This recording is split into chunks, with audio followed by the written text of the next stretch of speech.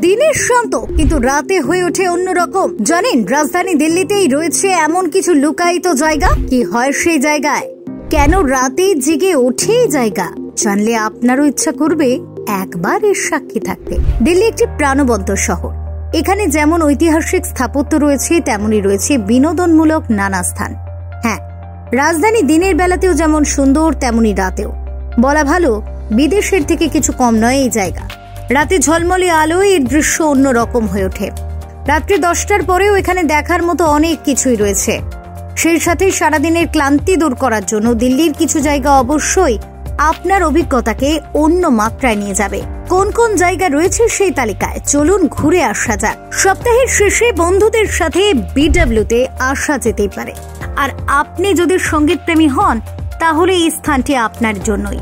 এখানে পাগল করা মিউজিক এবং দুর্দান্ত পরিবেশের সাথে নাইট ক্লাবে প্রচুর মজা করতে পারবেন।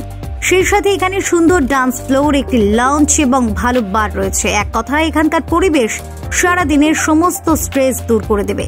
দিল্লি শহরের অন্যতম সেরা পার্টি প্লেস হলো এর কেন্দ্রস্থলে অবস্থিত প্রিভি।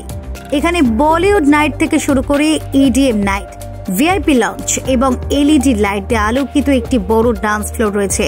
এছাড়াও এখানে প্রচুর খাবার আর পানীয়ের বিভিন্ন অপশন পেয়ে যাবেন। আর আপনার যদি মেয়েদের একটি গ্রুপ থাকে, তবে বৃহস্পতিবার রাতে এখানে যেতে ভুলবেন না। এছাড়া দিল্লি থেকে প্রায় 48 কিলোমিটার দূরে অবস্থিত মুরথালও কম নয়। এই জায়গাটি বন্ধুদের সাথে নাইট আউট বা হ্যাং আউটের জন্য সেরা।